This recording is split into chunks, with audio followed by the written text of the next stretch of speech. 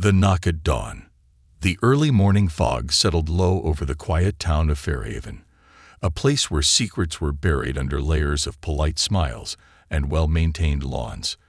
The town had a peculiar silence at dawn, broken only by the occasional bark of a restless dog or the low hum of delivery trucks starting their routes. The Malone house sat near the edge of town, a modest, weathered home with a sagging porch swing and a rusted mailbox leaning slightly to one side. Inside, Emily Malone, just shy of 18, was sprawled across her unmade bed. Her dark hair fanned out on the pillow, one arm slung over a textbook she had fallen asleep reading the night before. She was bright, determined, and carried the weight of her family's struggles on her slender shoulders. College was on the horizon, a faint glimmer of hope in a life built on scraping by. Her father, Tom Malone, was the town's most trusted handyman, the kind of man who could fix a roof, rewire an attic, and mend a broken heart all in the same day. The sharp knock at the front door was out of place. Too loud, too early, too urgent. Emily stirred, eyes fluttering open, confusion clouding her mind before reality settled in. Something was wrong. She hurried to her window, peeking through the curtains just as her father, still in his worn flannel robe, stepped onto the porch. Two uniformed officers stood stiffly, their hands hovering near their belts, eyes stern and cold. Emily's heart lurched, the kind of instinctive fear that comes from knowing your life is about to be ripped apart, even if you don't yet know why. "Tom Malone?" the taller officer asked. "Yes," her father answered, his voice still rough from sleep.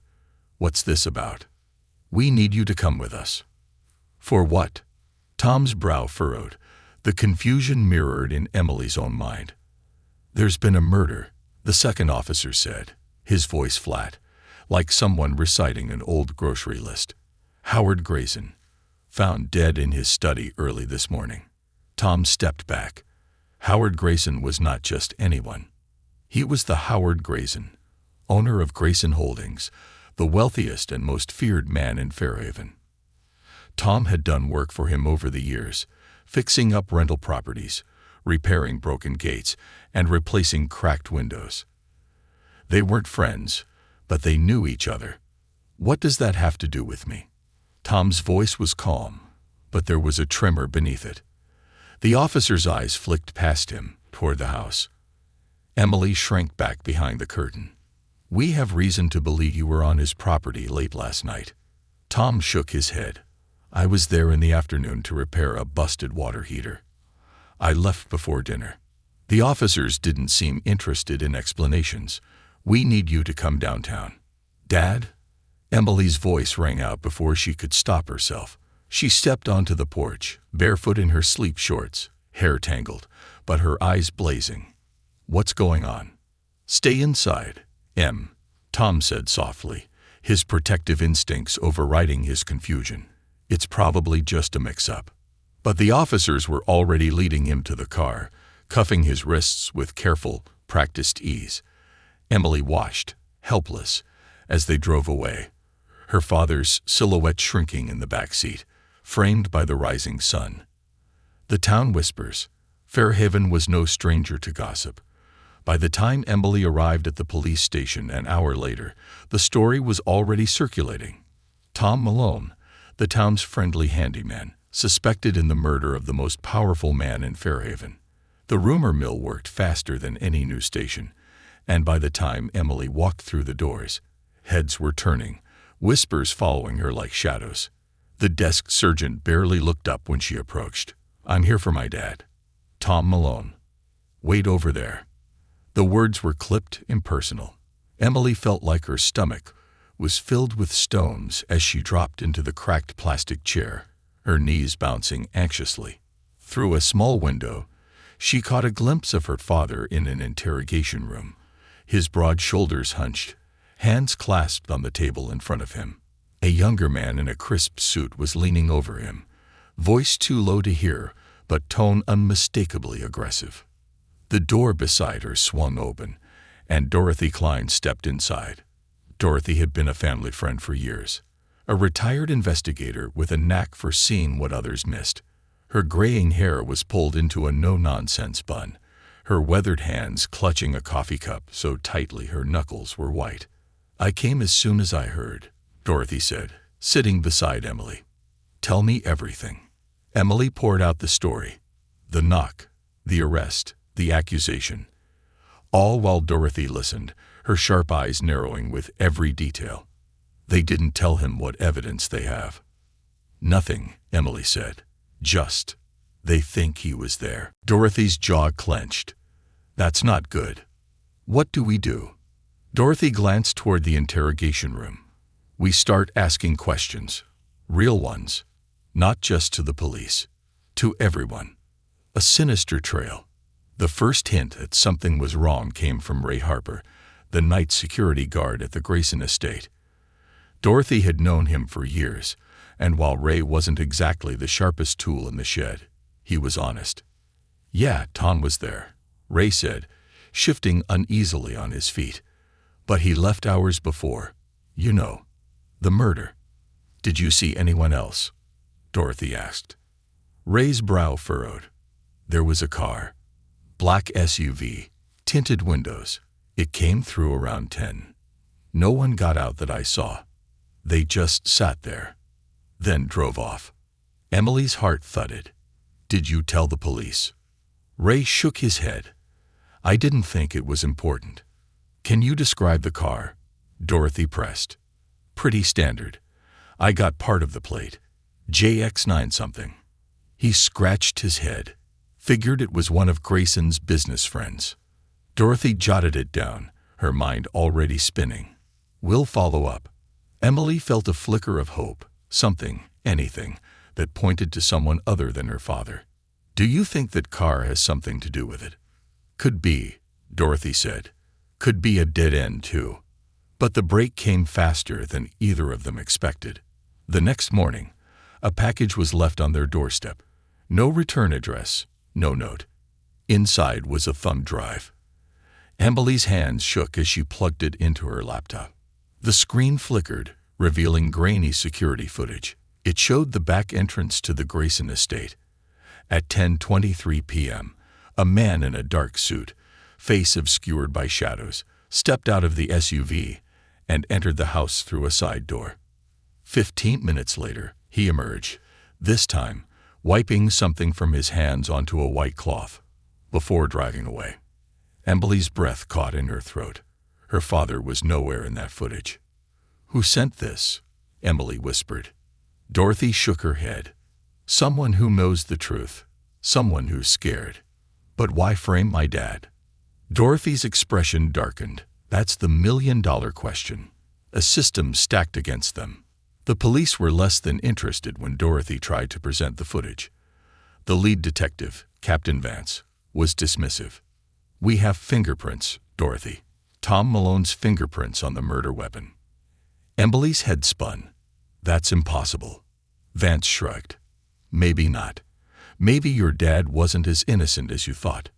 Dorothy stepped between them, her voice low and cold. "You've made up your mind already, haven't you? We follow the evidence." "Then follow this," Dorothy snapped, holding up the thumb drive. Vance barely glanced at it. "We'll look into it." They never did. As Emily and Dorothy left the station, the weight of the system pressing down on them, Emily's fists curled with determination. They would find the truth, no matter how deep they had to dig, no matter how powerful the enemies they made along the way. The lies we breathe.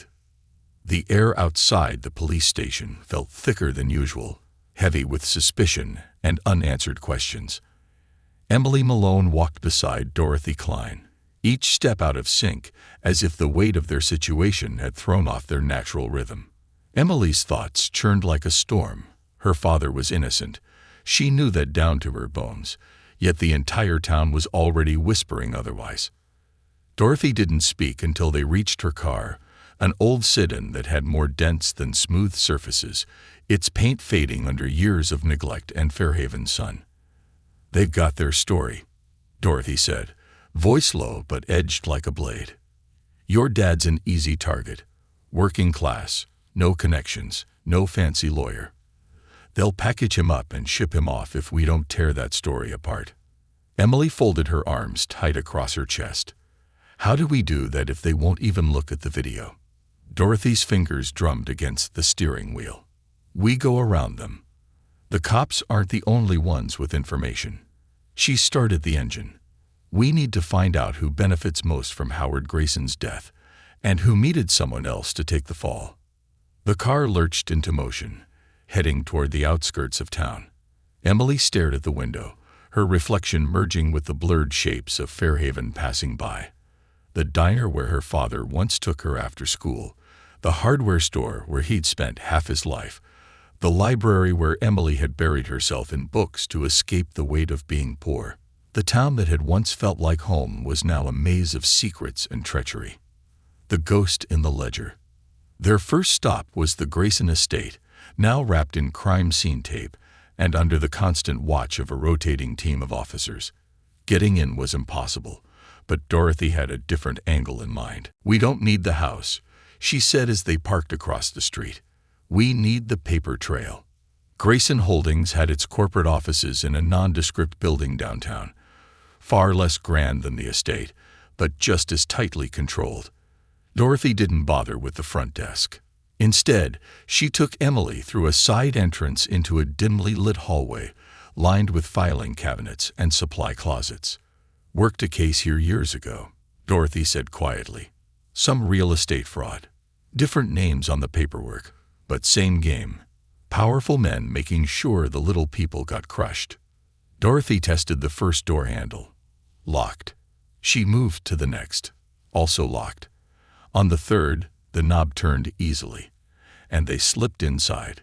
The room was cramped, lit only by the screensaver glow of an old computer monitor. Emily's heart pounded in her ears as Dorothy moved with practiced efficiency, rifling through drawers and flipping through stacks of papers. Emily stood by the door, every creak of the floorboards outside making her jump. Here, Dorothy whispered, holding up a thin folder. Emily leaned in, reading the header, Weston Group Holdings, Retained Contractors List. Her father's name was there, listed alongside dozens of others.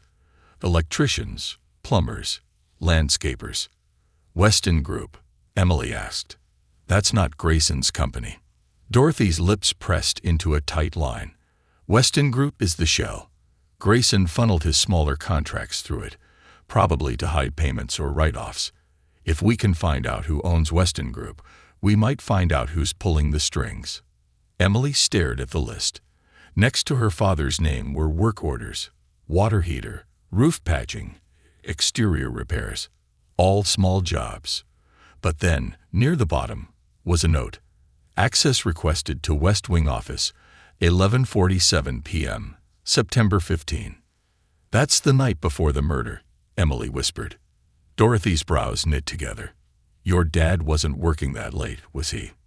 No way, Emily said firmly. He was home by 8. We watched a documentary together. Dorothy snapped a picture of the document with her phone. Then someone used your dad's name to access Grayson's private office. This isn't just a frame-up. Someone's been planning this for a while. The man in the shadows. They needed more than a suspicious work order to clear Tom's name. Dorothy had a hunch that whoever was behind this had a network, someone pulling strings inside the company, the police department, and maybe even the courthouse. The next stop was a local bar called the Rusted Tap, the kind of place where men drank their troubles away and loyalty could be bought with a round of whiskey. Dorothy knew the bartender, a grizzled man named Nico, whose loyalty leaned toward anyone who didn't ask too many questions. Nico, Dorothy said as they settled at the bar. I need to know who's been hanging around Grayson's people lately. Nico raised an eyebrow. After what happened to Grayson, everyone's keeping their heads down. Someone's too confident, Dorothy said. SUV, tinted windows, comes and goes at night. Nico poured himself a shot, his eyes flicking to Emily, then back to Dorothy. You didn't hear it from me, but there's been someone new. Doesn't belong here. Tailored suits, city attitude. Drives a black Cadillac Escalade. License starts with JX9. Emily's breath caught. That's the car the guard saw. Who is he? Dorothy asked. Calls himself Victor Cross, Nico said. Claims to be a consultant, but he's got muscle. Rumor is he's here to clean up loose ends. Dorothy's jaw clenched. Clean up how? Nico shrugged. Could mean anything. Payoffs, threats, disappearances. Emily's hands gripped the edge of the bar. He's trying to bury this, and my dad with it. Dorothy stood. We need to find out who hired him. Nico shook his head. Be careful. Men like that, they don't just bury secrets. They bury people. Secrets at the edge of town. Dorothy and Emily drove in silence, the weight of Nico's warning pressing down on them. Dorothy's phone rang. An unknown number. She answered on speaker. You're digging in places you shouldn't, the distorted voice said. Emily's stomach turned cold. Who is this? Dorothy demanded. The line went dead. Victor Cross, Dorothy muttered. He knows we're close. Emily's pulse raced, but something deeper sparked inside her. The same fire that had driven her to stand on that porch, facing down the police who took her father away. We keep going, she said. Dorothy smiled faintly. That's your father's stubborn streak. They returned to the Malone house, pulling into the driveway just as the sun dipped low, casting long shadows across the front yard. Inside, the house felt colder than usual, the silence unsettling. Dorothy began spreading out their clues. The work order, Nico's description of Cross, the security footage. Patterns started to form. Grayson was into something dirty, Dorothy said. Big enough that someone was willing to kill him for it. And pin it on my dad, Emily added. Dorothy's phone buzzed again, this time a text from an unknown number. Check your front porch. Emily darted to the door and opened it cautiously. A small manila envelope lay on the welcome mat. She picked it up and hurried back inside. Inside the envelope was a single USB drive and a handwritten note. There's more. Trust no one. Emily plugged the drive into her laptop, heart pounding. A series of files appeared. Invoices, wire transfers, and hidden accounts, all tied to Grayson Holdings and Weston Group. One account stood out. Cross and Associates. Retainer payment, $200,000. Confirmed by Judge Kenneth Vance. Dorothy swore under her breath. Judge Vance. That's why the police aren't listening. Emily's hands trembled. If the judge is part of this. Dorothy's expression hardened. Then we have to go above him. But who sent this? Emily asked. I don't know, Dorothy admitted. But whoever they are, they want the truth out, even if it puts a target on our backs. Emily closed the laptop, her jaw set with quiet fury. We save my dad, and we burn their whole house of lies to the ground. When truth paints a target, the wind howled through the crooked trees lining Fairhaven's outer road, the same road Emily Malone and Dorothy Klein drove now, the only headlights cutting through a fog thick as cement. The envelope, the USB drive, and the whispered warnings they'd received had made one thing very clear. They were no longer just chasing the truth. They were standing in the crosshairs of people willing to kill to protect it. Dorothy drove with one hand on the wheel, the other tapping against her thigh, a nervous tic Emily had learned to recognize. It wasn't fear, not exactly. More like anticipation, like a hunter waiting for the prey to reveal itself. We need to talk about next steps, Dorothy said, voice low, eyes fixed on the road ahead. We've got enough threads to follow, but pulling them is going to make a lot of noise. Emily sat in the passenger seat, her phone clenched in her hand. She had been staring at her father's contact photo for the last 10 minutes, her thumb hovering over the call button. We don't have a choice, she said finally. They're already coming for us. If we stay quiet, they win. Dorothy gave her a brief, proud smile. That's your dad talking. Emily's chest ached at the mention of him. Tom Malone was still sitting in a cramped holding cell, stripped of everything. His tools, his dignity, and his freedom. Every day that passed without proof of his innocence was a day closer to a trial he might not survive. They pulled into Dorothy's driveway, the house dark except for the porch light glowing weakly through the mist. They had barely stepped onto the porch when Dorothy's phone buzzed again. Another unknown number. Dorothy hesitated before answering. "Hello." The voice was low and rapid. "They're moving on you tonight." Dorothy's posture went rigid. "Who is this?" "Someone who wants to live long enough to see Addison pay." The line went dead. Emily felt her stomach flip. What did they say? Dorothy turned to her, face tight with concern. "They're not waiting anymore. Enemies at every door." Inside, Dorothy bolted the door, pulled the curtains tight, and retrieved a revolver from a lockbox beneath the kitchen sink. Emily's pulse quickened at the sight of the gun, the reality of their situation sinking deeper into her skin. "Is it really that bad?" Emily asked. "Worse," Dorothy said, sliding bullets into the cylinder with practiced ease.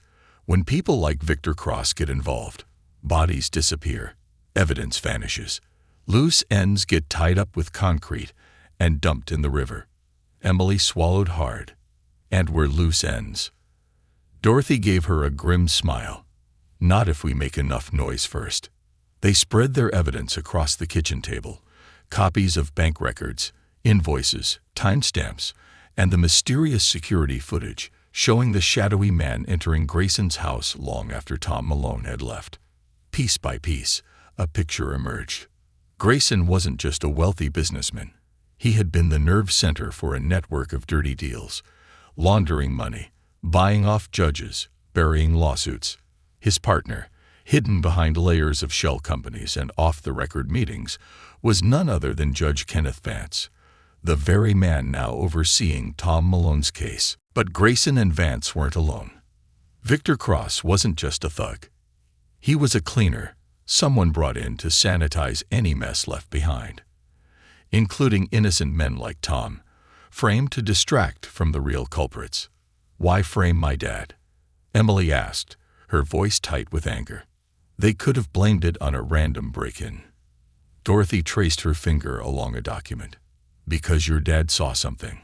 Emily's mind raced back to the night her father came home after the repair job at Grayson's estate. He had been quieter than usual, rubbing the back of his neck like something was gnawing at him. "He didn't say much," Emily murmured. "But I remember. He said something wasn't right." Dorothy's eyes sharpened. "What did he say exactly?" Emily's memory churned, pulling the words back from the edges of her mind. "He said there were papers everywhere, open on Grayson's desk, like someone had been searching for something." Dorothy stood suddenly, her chair scraping back. "That's it." "What?" Grayson wasn't just murdered. He was searched, or what he had was. Someone was looking for something they couldn't find, so they killed him and pinned it on your dad. "But what were they looking for?" Emily asked. Dorothy's brow furrowed. Something Grayson was keeping on Vance, Cross, and probably more of Fairhaven's elite. Blackmail, evidence, something dangerous enough to kill for. A visit from the shadows. The back window shattered just as Dorothy opened her mouth to say more. Emily screamed, dropping to the floor as shards of glass rained down across the kitchen tiles. Dorothy dove for her revolver, crouching low behind the table, motioning for Emily to stay down. Another window broke, the living room this time, followed by heavy footsteps crunching across the gravel outside. "Stay quiet," Dorothy whispered. Emily's heart slammed against her ribs as she crawled to the corner, her breath coming in short, ragged gasps. They had no neighbors close enough to hear. No backup. No time. The front door handle rattled. Dorothy aimed, her hand steady despite the tremor in the air. "Dorothy Klein," a voice called from outside. "We can end this nice and quiet. Come out, hand over the files, and no one gets hurt. Victor Cross." Dorothy's jaw clenched. "Not gonna happen. Cross." There was a low chuckle, chilling in its casualness. "Then we do this the hard way." The door burst open. Two men in black suits stormed in, guns drawn, but Dorothy fired first. The roar of the revolver filled the room, one man collapsing with a cry, clutching his leg. The other ducked behind the couch, firing blindly in return. Emily's ears rang, fear crawling up her spine as she pressed herself tighter into the corner. Dorothy fired again, forcing the second man back through the doorway. "Run," Dorothy shouted. Emily hesitated, her limbs paralyzed with terror. "Go," Dorothy barked. Emily bolted out the back door, her bare feet scraping against the uneven ground as she stumbled into the dark. Behind her, the gunfire continued, echoing across the empty fields. The safe house gamble. Emily didn't stop running until her legs gave out, collapsing near the base of an old oak tree on the edge of a dry creek bed. Her breath came in ragged gasps, her hands shaking violently as adrenaline burned through her veins. Her phone buzzed in her pocket. A single text from Dorothy. "Safe. Go to the place we talked about. Stay hidden." The place. They had planned for this, a worst-case scenario contingency Dorothy had insisted they discuss. An old cabin Dorothy's brother had once owned, long abandoned, buried deep in the woods outside town. Emily forced herself up, her legs screaming in protest, and staggered into the trees. The cabin was little more than 4 walls and a roof, but it was shelter. Emily bolted the door, locking herself inside, her back pressed against the wood. The silence was deafening, her own breath the only sound. Her phone buzzed again. Another unknown number. They won't stop. Trust no one. Find the ledger. The ledger. The thing they were willing to kill for. The thing her father might have seen, or even accidentally taken. Emily's breath caught. Her father's toolbox. It was still in his truck, now impounded by the police. If the ledger was there, if it had been there all along, it was her only chance to clear his name. And her only chance to survive. Her phone buzzed one last time. They're coming. Emily gripped the phone tighter, her fear crystallizing into something sharper, harder. They could come. She wouldn't run this time. She would fight. Inheritance of fire. The cabin smelled like rotting wood and old dirt, the kind of scent that settled deep into the floorboards and refused to leave, no matter how hard you scrubbed. Emily Malone stood in the center of the small room, arms wrapped around herself, mind racing so fast it felt like her own thoughts were trying to outrun each other. The text message, "They're coming," echoed in her skull like a drumbeat. Every creak in the walls sounded like footsteps. Every rustle in the trees felt like a shadow closing in. She wasn't built for this, or at least that's what the world had always told her. Emily Malone was supposed to be the quiet girl in the back row, the one who got good grades and kept her head down. But now she was the girl hunted by men with guns, the girl with her father's fate in her trembling hands. She wouldn't break. Not now. Emily dug her fingernails into her palms, grounding herself. The pieces were starting to fit together, jagged and uneven, but they formed a picture she couldn't ignore. Grayson had kept secrets, files, ledgers, blackmail, and someone wanted those secrets buried with him. Her father had stumbled into something bigger than a repair job, something that could unravel years of dirty deals in Fairhaven. Now Emily had to finish what her father unknowingly started, and it all came back to the toolbox. Her dad's battered red toolbox was a fixture in his old truck, the one the police impounded when they arrested him. If he found something at Grayson's estate, something dangerous, there was only one place he would have stashed it. Not to hide it, just to keep it safe the only way a handyman knew how. Emily stood, her decision made. She had to break into the police impound lot. Ghosts in the yard. The impound lot was on the edge of Fairhaven, near the old rail yard where rusting freight cars slumped in long-forgotten rows. The lot itself was surrounded by a sagging chain-link fence, topped with barbed wire, and a single floodlight flickered intermittently near the entrance. Dorothy had taught her the basics of moving unseen, low, slow, and in the shadows. Emily crawled along the fence line, heart hammering so loudly she was sure someone would hear it. A lone officer stood guard at the gate, slumped in a plastic chair, more interested in his phone than the world around him. Emily had no plan beyond getting inside. A weak section of fence sagged inward near the back. She pressed against it, the metal creaking softly as she eased through the gap. Her jacket caught on the wire, tearing a long gash across the sleeve. But she didn't stop. Row after row of vehicles, some wrecked, some rusting, sat beneath the flickering light. Emily crept past them, her breath fogging in the cold air.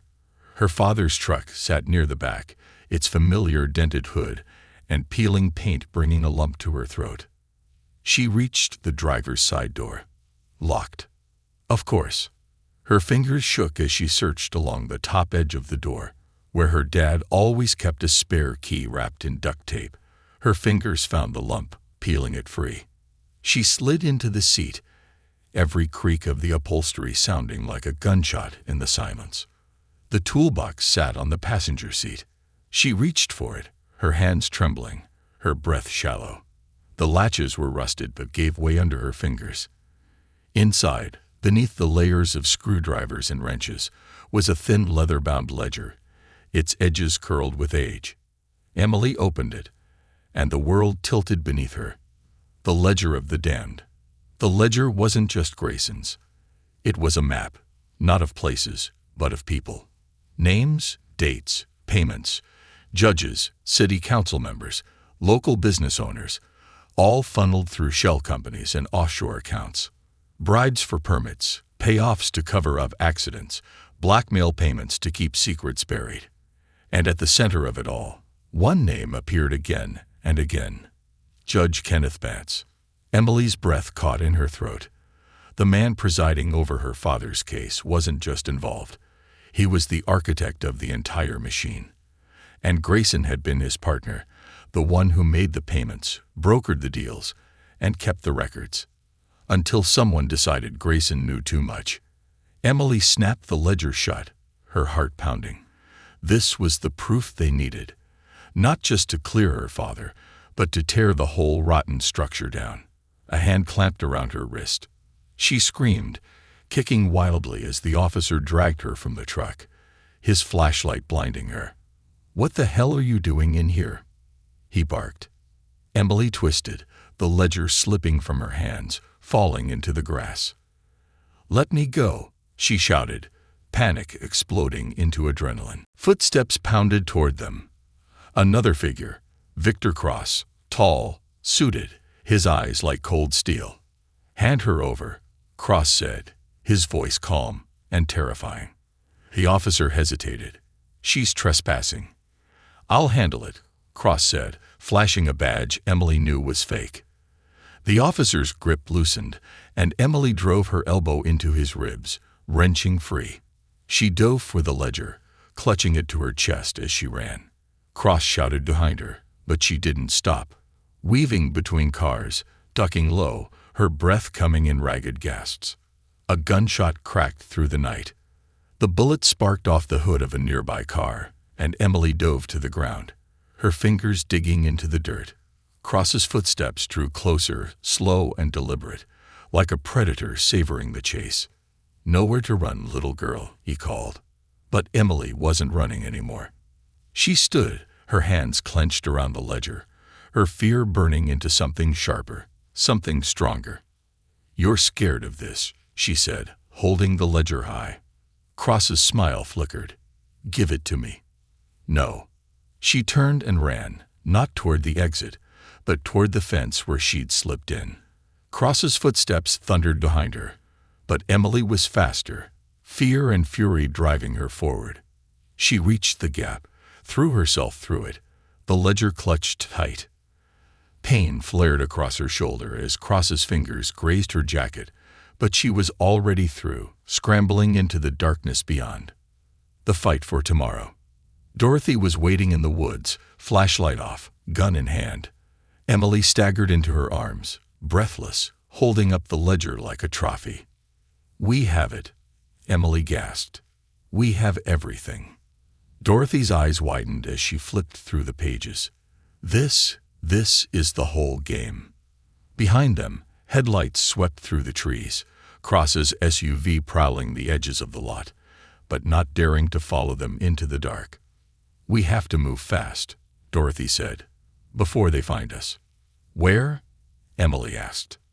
"To the press," Dorothy said. "The police are compromised. The courts are compromised. But if we flood this story out fast enough, they can't silence it." Emily's hands shook, her exhaustion clawing at the edges of her mind. "I'm scared." Dorothy knelt in front of her, eyes fierce. "You have every right to be. But you're stronger than they are. They have power. You have the truth." Emily swallowed hard, nodding. "Let's burn it down." A voice they can't silence. They drove through the night, headlights off, Dorothy's old car rattling down back roads toward the nearest city where Fairhaven's influence couldn't reach. Emily's phone buzzed once more. Another unknown text. "Finish this. For your father." There was no signature, just a promise. And Emily Malone, the girl who never raised her voice, was ready to roar. The cost of truth. The gravel crunched beneath the tires of Dorothy's aging sedan, the rhythm matching the pounding in Emily's chest. The adrenaline from the chase, the gunshot, and Victor Cross's chilling voice still hadn't worn off. Her hands trembled slightly as she clutched the leather ledger, its edges worn from decades of secrets.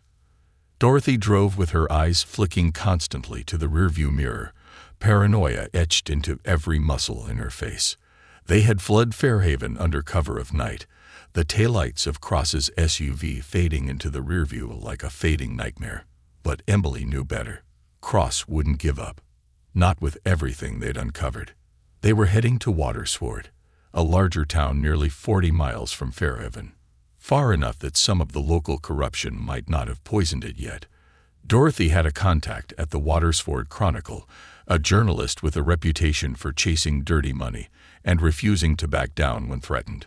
"I can't believe we actually have this," Emily said softly, looking down at the ledger in her lap. The names, the payments, the blatant corruption. It was all there.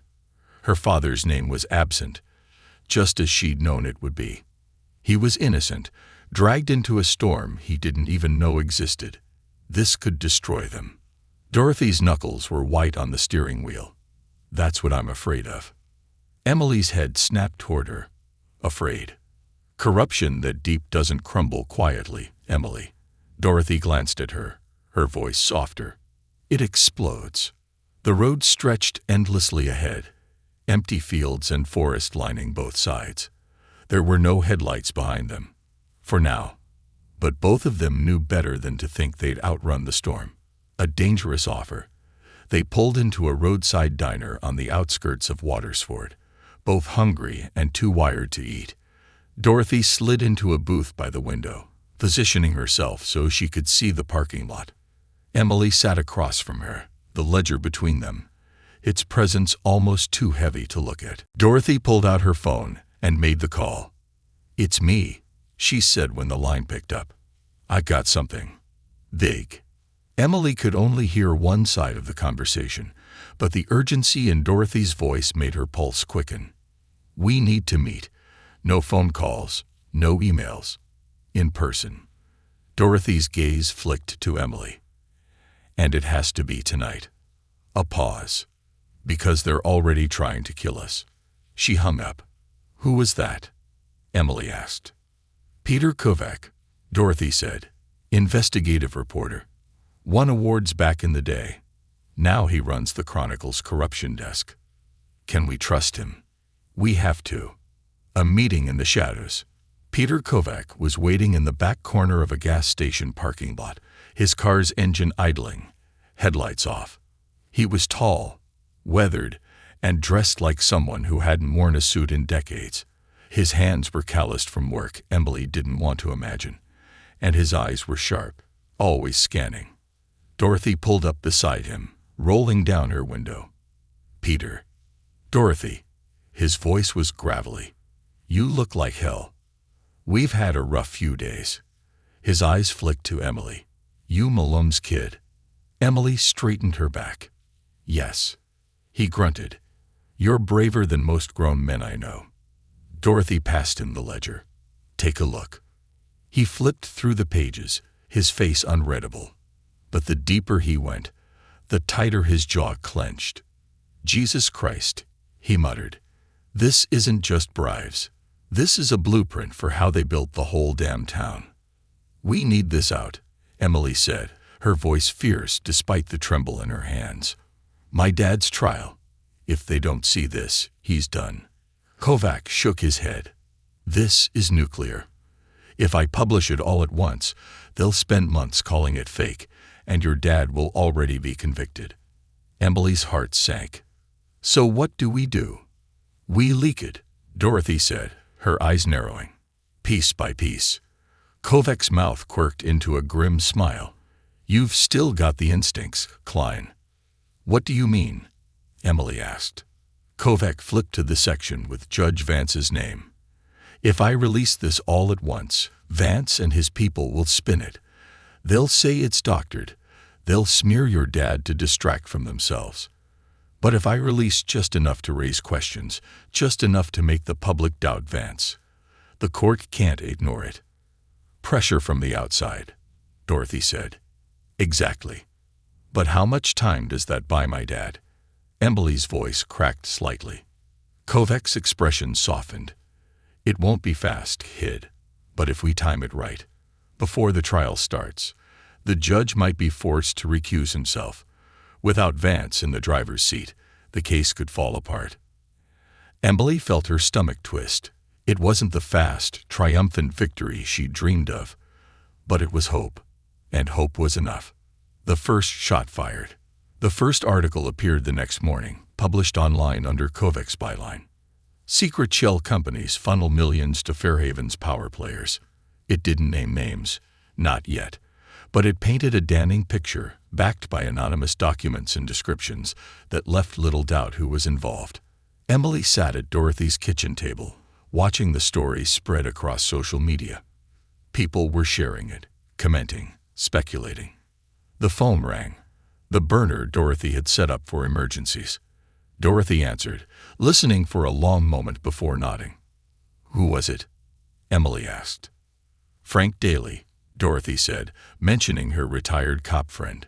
"He says Vance is furious. He's trying to find out where the leaks are coming from." A cold knot formed in Emily's stomach. "Will they know it's us?" Dorothy hesitated. "Eventually." Retaliation. That night, Dorothy's car was firebombed. The explosion rocked the quiet street, flames consuming the sedan in seconds. Emily stood in the yard, barefoot, heart pounding in her chest, as Dorothy yanked her back, shielding her behind the house. The message was clear: back off. Dorothy's face was set in grim determination. "We're getting close." Emily's voice shook. "They could have killed us." Dorothy turned to her, eyes blazing. "Then we make it worth it." One last card to play. The second article was even sharper. Fairhaven's court system built on bribes. Sources confirmed judge tied to shell accounts. This time, it named Judge Vance directly. Emily watched the reaction unfold in real time. The courthouse went into lockdown. Reporters swarmed the building, and Vance's office released a weak denial. But the denials weren't enough to stop what came next. The state attorney general announced an inquiry. Emily felt the air rush from her lungs when she saw it. A chance, a real chance, to save her dad. But the celebration was short-lived. Dorothy's phone buzzed with a text. "Vance's people know who leaked it. They're coming for you. Run." Emily felt cold fear grip her spine. But beneath it, something else stirred. The same fire that had pushed her onto that porch the morning they took her father. The same fire that had driven her into the impound lot and into the night. "No," Emily said, her voice steady. "We don't run." Dorothy looked at her, startled. "Emily." "They've already taken my dad's freedom," Emily said. "They've taken our safety. I'm not letting them take my courage." Dorothy's face softened into something like pride. "All right, kid. Let's finish this. The final war begins." With the whole town watching, with the Attorney General's office breathing down Vance's neck, Emily Malone stepped fully into the fight. no longer a scared daughter, but a relentless force armed with truth, courage, and the unwavering belief that the truth deserved to be heard. And for the first time, the men who thought they owned Fairhaven had something to fear. A girl who wouldn't back down. The rise of the Malones. The air in Fairhaven was different. It wasn't just the weight of an approaching storm hanging heavy over the town. It was the sense that something fragile was cracking, that the invisible chains which had kept ordinary people silent and small were beginning to break. In the heart of it all stood Emily Malone, her fingers clutching the worn edges of the leather ledger, her eyes scanning the crowded courtroom where her father's fate was about to be decided. The entire town had turned out, not just to see if Tom Malone would be declared guilty or innocent, but to see if Fairhaven's most powerful men would finally answer for their crimes. The morning headlines had said it all. Judge Vance named in bribery scheme. Fairhaven's elite understate investigation. Malone trial at center of corruption scandal. Emily stood next to Dorothy Klein, who had dressed in her sharpest blazer, her chin raised like she was daring anyone to challenge her presence. Dorothy wasn't just a retired investigator anymore. She was Emily's sword and shield, the one person who had refused to let fear stop her. The only question left was whether truth would matter in a courtroom built on lies. The court of shadows. The courtroom smelled of varnish and sweat. Too many bodies packed into a space meant to hold half their number. Town gossipers lined the benches, and at the front sat District Attorney David Warren, Vance's hand-picked prosecutor, a man who now found himself trying to convict Tom Malone while the world questioned whether Warren himself was part of the very conspiracy Emily and Dorothy had exposed. Emily's father sat at the defense table, shoulders straighter than they had been in weeks. His face was thinner, the toll of his wrongful imprisonment written in the creases around his eyes, but he lifted his chin when he saw Emily enter. That small smile, a silent, "I'm proud of you," nearly undid her. Emily took her seat behind him, her hand brushing his shoulder as she passed. That simple touch was everything. No matter what happened today, they were in this together. The judge, a special appointment sent by the state after Vance was forced to recuse himself, rapped his gavel. All rise. The trial began. The evidence they couldn't bury. The DA opened with the same stale argument. Fingerprints on the weapon, Tom Malone's presence at the scene, the convenient deposit in his account, the hallmarks of a framed job wrapped in a flimsy story. But this time, Emily and Dorothy had weapons of their own. Dorothy had spent the last 48 hours handing off copies of the ledger, the leaked invoices, and a full timeline of Grayson's last days to every reputable journalist in the region. No one outlet could be silenced because the evidence was everywhere. TV news, blogs, radio call-ins, even Fairhaven's own local paper, which once fawned over Judge Vance, was now running headlines about the collapse of his empire. As the DA rattled off his points, Emily's father's lawyer, Sam Darnell, a local defense attorney who once feared Vance but now smelled blood in the water, stood confidently. "Objection," Darnell said, standing after the DA finished his opening remarks. "Before we proceed, the defense requests that the court take judicial notice of the ongoing state investigation into Judge Vance, who directly oversaw the initial evidence collection in this case." The courtroom buzzed. The judge, a stern woman from the Attorney General's office, nodded. Motion granted. The DA's face paled slightly. And, Darnell continued, the defense further requests that all evidence originating from Vance's direct supervision be reviewed for possible contamination or fabrication. This time, the crowd erupted. Emily's heart pounded, her fingers gripping the bench in front of her. For months, they'd been buried under lies. Now, for the first time, the truth was fighting its way into the light. The witness they never expected. Emily expected the trial to drag on for days, but something happened no one saw coming. Halfway through the morning session, the courtroom doors swung open, and in walked Victor Cross. Emily's blood went cold. She hadn't seen him since the night he tried to grab her outside the impound lot. He was supposed to be the one person who would never willingly step into the light. But today, Victor Cross was a man with nothing left to lose.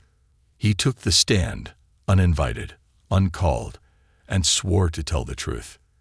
And then, in front of the judge, the DA, the reporters, and the entire town, he did something that shook Fairhaven to its core. He confessed.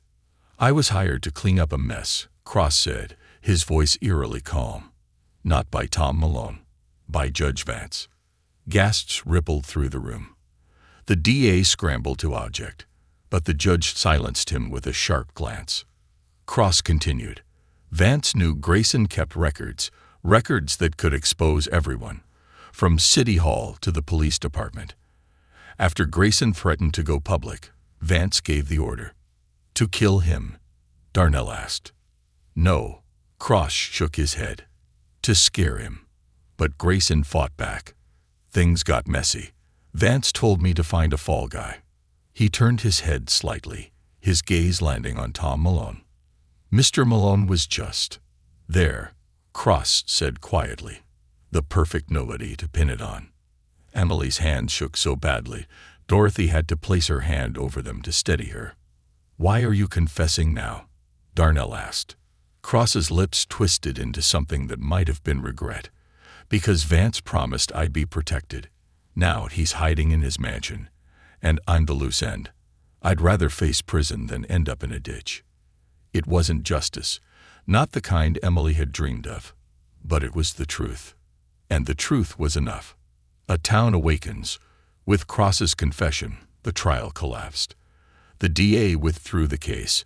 Tom Malone was declared innocent, and the courtroom erupted in applause. Not just for Tom, but for the daughter who never stopped fighting. Emily hugged her father so tightly she felt his ribs creak, but neither of them cared. Tears streamed down her face, her heart so full it ached. "You saved me," Tom whispered. "No," Emily said softly. "We saved each other." The reckoning. The fallout spread like wildfire. Judge Vance was arrested that same night, found hiding in a lake house 50 miles away, clutching a briefcase filled with burner phones and fake passports. His empire, decades of quiet corruption, collapsed under the weight of Cross's testimony and the documents Emily had fought so hard to uncover. City council members resigned. Police officers were investigated. Fairhaven, for the first time in a generation, stood at the brink of something new. A town where ordinary people might finally have a voice. The foundation for the future. In the weeks after her father's release, Emily turned her fight into something bigger. With Dorothy's help and Frank Daly's blessing, they founded the Malone Foundation, a nonprofit dedicated to protecting working-class families from being railroaded by corrupt systems. They held town halls. They educated families about their legal rights. They helped others who, like Tom Malone, found themselves framed, silenced, or forgotten. It wasn't glamorous work. It was tireless and thankless. But Emily's hands were steady now. She had walked through fear and fire and come out the other side. A walk in the sunlight. One evening, Emily and her father stood on a hill overlooking Fairhaven, the same hill where her mother's ashes were scattered years before. The sky was streaked with gold and pink, the breeze soft and clean. Fairhaven still had its secrets, but now light was spilling into its cracks. "You could have run," Tom said softly. "No one would have blamed you." Emily smiled, her hand sliding into her father's. "You never ran, Dad. Neither did Mom. I just followed your lead." Tom squeezed her hand. "I'm proud of you, Em." They stood together as the sun slipped beneath the horizon, not as victims, but as fighters, as Malones, as proof that even in the darkest towns, a single voice could spark a revolution.